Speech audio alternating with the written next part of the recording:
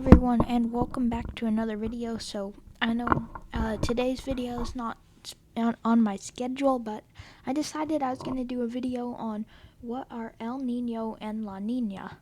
So basically, you can see here, credit to like NOAA for these images, but you can see that, let's see, you can see that these sea surface temperatures, whoa, wait a second, so you can see that these sea surface temperatures are off the coast of South America here, the equatorial coast. And basically what happens is, if these sea surface temperatures are warmer than normal, it is an El Nino. But if these sea surface temperatures are colder than normal, then that is a La Nina.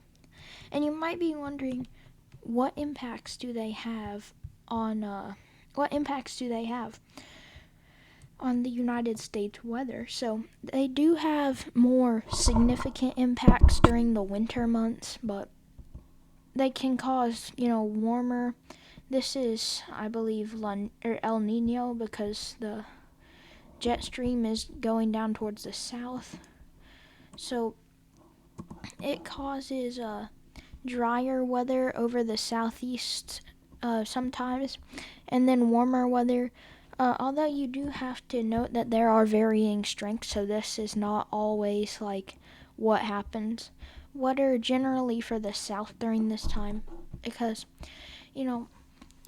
where I live, generally we get around, I'm not sure, but probably like 6 inches or 7 inches over the whole year in snowfall totals.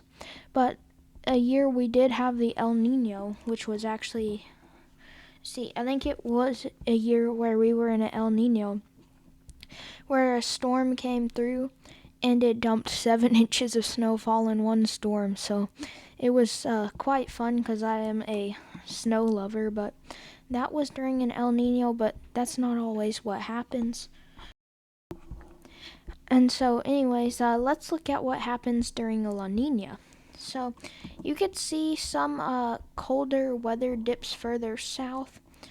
Sometimes it can even dip even further south than this, but generally the warmer weather down here in the south, right in here is kind of a mix of everything. So it's not actually, I wouldn't say it's too uncommon for areas like Illinois, Indiana, Ohio, and Kentucky, and areas in Tennessee. I wouldn't say that it's too far-fetched for them to see snowfall in some of these conditions in La Nina.